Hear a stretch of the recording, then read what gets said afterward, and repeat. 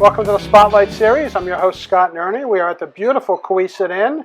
Come on down, join us on a Tuesday, have some dinner, a couple of drinks, and watch the show. With me tonight is John Perrotta from the Comedy Factory. How you doing, Welcome Scott? to the Spotlight Series. How you doing, buddy? Good. A little concerned interviewing a comedian, but let's see how this goes. Hopefully you go easy on me. When I don't have the mic in my hand and I'm out in the crowd, you don't have to be as concerned. All right, If I was walking up to your table with a mic, then you got to worry. You got no worries tonight. All right. You two been married. They're looking at each other. It's a bad Keno game waiting to break out. They don't even know. We just go home together and sleep in twin beds. We don't know. Anybody divorced besides me? I've been divorced twice. Anybody divorced besides me? This lady put her first husband in a wood chipper. Look at her. How you with this man? Where'd you find him? Was he driving by you in a van and he said, "Get the frig in"? You look like a nice couple, sir. You really look. Where are you from? So Kingston, big night for you, huh? Where'd you leave? 6 days ago with a compass? This is like Survivor for you, huh, buddy? South Kingston, Warwick, you're going to be staying at night, obviously. Then we got snow coming tomorrow. You'll be here probably for another week. You'll have to call in sick all week, and we'll get you back home. Friday's fish and chips and cellos, then you can go home next Saturday. You want to go stay for the fish? You're already going to be here till Thursday. What's one more day? You know what I'm saying? Anyway, I'm in the front row, so tell us a little background on yourself. Background as far as stand-up comedy? Just in general. And From Rhode Island? From Cranston, Rhode Island. I was in the Navy. Right, I hit 18. I didn't go to college. I went in the Navy. Thanks for your service. For thank you. For about 4.5 years. I went to 25 countries, traveled all over. It was really a lot of fun.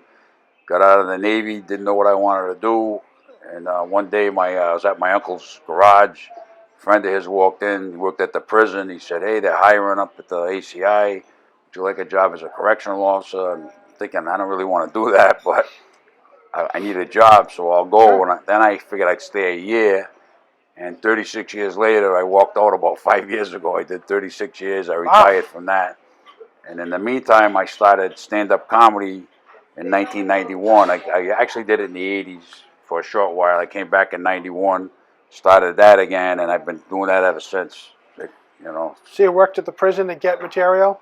Yeah, there was a lot of material there, but I kind of left it. Most of it I just left. I don't. It's really, a lot of people say you're a comedian, you should do a lot on being a correctional officer. I got like one bit. I probably should do more. I worked once with Colin Quinn from Tough Crowd, Colin Quinn on Comedy Central. He had that, and I worked once with him at the P-PAC for the Station Fire fundraiser, and he told me you should do a one-man play on being a correctional officer. I said, I don't think so. So I never dug too much. I kind of left that there, and I had the comedy over here, and I never really intertwined them too much because that's a serious job. Yeah, you got to have a good sense of humor to get through it, but it's a serious job, and I don't really make light of it too much. You know, right. Because there's a lot of men and women that work up there. They call it in Rhode Island the toughest beat in the state. It's not an easy job for a lot. Yeah, absolutely. It takes a certain kind of person to be able to stay there. And the only benefit there is you know where the guys are most of the time, as opposed to running to some 911 call. But I can't even imagine. It's got to be difficult. Yeah, I had an uncle. He passed away years ago. He was a Johnston police officer. He always told me he would never want to work in the prison, and I always told him I would never want to be a police officer. So you got to kind of, it takes a certain kind to be a police officer or a correctional officer, firefighter, whatever you do, state trooper, or whatever you do, it's not for everybody, you know what I mean? Yeah. Well, I appreciate 36 years. It's great. Yeah. And let's talk a little bit about the Comedy Factory, which isn't an actual establishment. Yeah. So explain that a little bit to us. Well, I started in 91. Boy, how about one of the greatest politicians in Rhode Island, Attorney General James O'Neill, the day he killed Mom who left the country. Yeah, listen, guys, Malcolm's headed for the airport. Don't worry about him right now. I got this ACI prison guard on workers' compensation. He's cutting. Doing comedy again. I took Frank O'Donnell, had a comedy class. I started that, and I didn't know when the 80s was the comedy boom. So when I came in 91, the boom was over. So all of a sudden, me and my classmates, there were about 20 in the class, we wanted to perform. Well, I got in the door at Periwinkle's Comedy Club. I was just going to Right. start hosting there on the weekends, and they closed. I got a spot at the Brass Rail. Frank Santos, the hypnotist, used to book it, and he was involved in it, and they closed. And then I went and performed at Stitch's Comedy Club in Boston, and they closed. And then I went to Catch a Rising Star in Cambridge and performed, and then they closed. So I felt God, like you've closed some of the worst, best places. I came on the scene and I closed all the clubs. They saw me and they said, we don't want to stick around for this guy. That's all I can figure. Everything closed. So my buddy and I looked at each other. He said, why don't we start our own comedy night? I looked at him like he had 10 heads. How do you start a comedy night? Are you crazy? And we did it. No clue what we were doing. And we had this place in Warwick, Rhode Island called The Great Imposter. So it was from Spumoni's owned in Pawtucket. And they had a back room. We used to fill it every Saturday night. Charge $5. We had, through the years over there, Bill Burr, Tom Carter, Bob Marley from Maine. We had some Ed the Machine Regine, Charlie Ho. We had a lot of great comics. They would hear about the room was so good, it would fill up, and they'd come and want to perform there after their shows. So it turned out to be a hot room. And then my other friend, Rockin' Joe Hebert, we wound up deciding to start the Comedy Factory, which is it's a traveling comedy club. Basically took me years. I don't have to explain it as much anymore because people are starting to, they finally, with all the advertising and all the hard work, they're catching on. The Comedy Factory is a traveling comedy club. One night we may be at the Carriage Inn. One night we may be at Lemongrass. One night it could be a number of places. Like this past weekend we were at the Grand Slam in West Bridgewater. We go all over, Connecticut, mostly Connecticut, Rhode Island, Massachusetts. Okay. And some nights we have multiple shows going. We may have 3 shows going, and I may be at one and then run to another one. So we keep really busy. And now people know, for the most part, the Comedy Factory, they can see us in different venues. And we built up a following. It took a lot of years, a lot of hard work, a lot of advertising, a lot of leaving cards, a lot of explaining. But people don't ask me so much anymore about that like they used to. They kind of know, hey, we're everywhere. That's Nice. we finally got it through their head. We're everywhere. And if they won't come see you, you'll come see them. They can hire us for a party. We come to their living room. We come to their, if it's a corporate function, a birthday party, you name it. Yeah, we do it all. Yeah. And I know during different parts of the year, you do some open mics, you do some classes, and you try to really help people get into the world of comedy. Yeah, Rockin' Joe Hebert started it with myself, and then we brought on Colleen Galvin, a great comedian, and we do a comedy class every September. We usually get about 25 students, and then we have a 6-week course called the $200 comedy course. And at the end of the course, they all get on stage. We rent out the Knights of Columbus, and we have 2 shows, and it's a great time. And then a lot of those comedians decide they want to continue, and we now have 4 open mics going. Every Sunday night, you can get on stage at Boomerang's Roadhouse in West Warwick at 8 o'clock. Every Monday night, the Pub on Park in Cranston, 8 o'clock. Every Tuesday night, Copperfields in Johnston, 8 o'clock. And every Thursday, Jake and Johnny's Lounge and the Napolitano's Brooklyn Pizza on Federal Hill. That one, now that's a story. I walked in there and he wanted to do comedy. It's a small room, holds about 40 people, and the parking on the hill is tough. I said, this is probably not going to work. So we'll try it for a month. And we tried it for a month, and it's his busiest night of the week. It's been a hit, and you walk in there, and it's always full, and there's 25 comedians go every week and perform. They come from all over. Wow, It's turned nice. into a really hot mic. That's all the mics are good, but that one has really surprised me. You know what I mean? And it's got to be really satisfying to see a full room, to know you're walking out, whether you're the first act or the third act or even the last act, to walk out and see all these people that are eager to hear what you have to say. Yeah, there's a very receptive audience there because it's a small, compact place. So the comedians and like some of the venues are bigger, but this place, small, compact, you fill it up, and they're very receptive. It's a great place for a new comic to perform in, you know what I mean? Because a lot of times you're new, you might only have scattered people at an open mic, whereas on Thursday, it's really, really good, And describe your type of comedy. My type of comedy, when I started, I was dirty. I did political humor, which you could get away with then. Now you can't. I don't do any political humor now, but I was I just had a, when I started, I didn't know what I was going to get into. I got into crowd work. I got into work in the audience. Early on, I found when I said something to somebody in the audience and it got a big laugh, and I would listen to my cassette tape after my performance or videotape, I'd watch it, and the jokes would get some laughs. When I did a little crowd work, I would get more laughs. So now I kind of figured out, well, that's what works for you, but how do you get there? How do you build up your act where you're doing a lot of crowd work? And it took me literally years and years. In the 90s, there was a comic, Brian Deary, owned a company called Funny Farm Comedy, and he booked shows kind of like what I do now. And there used to be a lot of bachelor parties. So I would go over as a new comic, do 15 minutes, sometimes 3 bachelor parties in a weekend. And again, they didn't want to hear a joke. But if you busted up Uncle Bill, they all laughed. So I figured out, and by doing all the bachelor parties, I added a little bit more to my act for crowd work.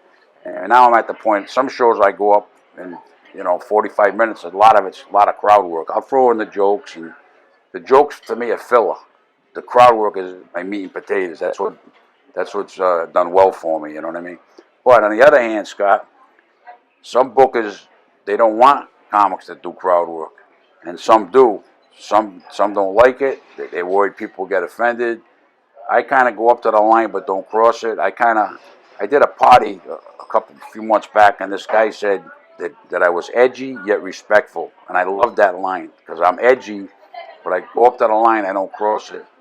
And if I see somebody doesn't like the crowd work, I get away from them. But usually I do it in a good-natured way, and people are all right with it. You know what I mean? Yeah, I watched some stuff on YouTube and your website. Yeah. I think it's very respectful. It's fun. You're not just beating on someone the whole night. You're working the whole, especially at a show where there's a lot of light where you can see the whole crowd. Obviously, it's a big point. Yeah. And if you can see 2, 3, 4 rows back and tables, it gives you a lot of what I would say ammunition. But you're just having a conversation with people out there that they may or may not know they're about to be in the show. And the good thing about booking your own shows, like the Comedy Factory, I book my own shows. I can pop myself in here in 15 minutes, over here 30 minutes, and I do what I want because I book the shows. So it's not like I can tell myself, well, you work the crowd, I don't want to book you. I book myself. So the majority of my work is booking myself, and I go to a party, and I can't stress enough to the comics, leave business cards, have a card made. I got a business, I've been doing that for years. I leave cards. You could be the funniest guy in the world. You come in the room, wow, that guy was hilarious. He leaves, you don't know who he is. Right. But now if you got a card with his picture on it, maybe 6 months later, hey, we got this birthday party, we got a retirement party, and they call you. And I get a lot of repeat business. A lot of people through the years, I built up a clientele. So it's been really gratifying, really cool. Nice. That's respect for what your craft is. Yeah. And I understand you're writing a little bit for the Rhode Island Wave. Yeah, Dina started the Wave, and I said to myself, wouldn't it be, I started thinking, there's so many comedians, new and veteran, in Rhode Island and New England, and I said, if I could do something like an interview, interview a comic a month, and put it in there, and Dina gave me the opportunity, and I kind of ran with it, and I've interviewed everybody from Lenny Clark, Tom Carter, to Rockin' Joe Hebert, to Stacy Kendrow. I'm going to mix in some new comics too, so I look forward every month to seeing who I'm going to interview that month, and they like it too because Dina drops off a stack to my house, and I give them a bunch of them. I put some out, and it's called Funny Talk with John Perrotta, and I'm proud of it. I think I'm doing a good job with it, and the comics are doing a good job. I let them run with it. I ask them the questions, and it's about them. It's about them. So I focus on them. And the cool part about it is I just interviewed Skip Daniels for December, the Prince of Mystery. Great act. I've hung out with him at a lot of shows the last few years. I didn't realize, I didn't know a lot about him. When I interviewed him, I found out all kind of stuff. You got to check the interview out in December, but I found out stuff that I didn't know. I didn't know about him. I didn't know he worked in the Faneuil Hall in Boston as a street magician. I didn't know that he went, he worked in a magic store. There was so much I didn't know. But just having that interview with him, I learned a lot. So I'm learning stuff. So the audience is going to learn about these comics. I think, and it gives them a little spotlight. I think it's cool. That's why I do this. That's why you so do much this. I can learn about people when they come on. It's cool, though. It's cool. It's really Because you cool. could really know me for a while and not know my story. Maybe some of my story, you know what I mean? Absolutely. So. And it's a different person that's on stage than is sitting here. Yeah. It's the person versus the comic. To see both sides of that, and when you're interviewing comics, to hear about their life versus the persona that they have out when they're working with you. Yeah. It's cool. It's huge. Yeah. Yeah, it's cool. Congratulations. Yeah, I'm enjoying it. I guess it's been about a year, give or take. Yeah, but it's been it's come out. I think it's my choice has been good so far. Who I've interviewed, it's been coming out pretty good. Great. Yeah. So I know we'll flash it on the screen, but tell us again how people can reach you. They can reach me. The website is got all our shows. You can scroll down and there's flyers for each show. You can click on a flyer and tell you all about. Like we have a couple of New Year's Eve shows this year, Carriage Inn and the Kelly Gazzaro Post. We have Lemongrass every couple of months. A lot of shows. They go on the website comedyfactoryri.com. Okay. Or they can call me direct 401-639-7726, and that number's on the website comedyfactoryri.com. Okay. Which I got to put a plug in. My friend Mike Cronin made the website. It was during the pandemic. My website kind of needed to be updated. He said, I can make you a great new website. I don't need a website. I was busy enough. I don't need a website. Finally, we got so bored in COVID, I said, go ahead, make me a website. And he did a great job. Job on it. It's got pictures and videos, and he did a really good job. Nice. You got to have a good website. I mean, you have to. It's about experience of who you're going to see. If you're looking at it, to know what to expect and to see the professionalism that you are is a huge benefit. Yeah. And plus to be able to see, I remember that guy. Where is he this week? Pick up the friends and head out for a Thursday night. Where could we go? Yeah. So definitely a good benefit. Website's important. Yeah.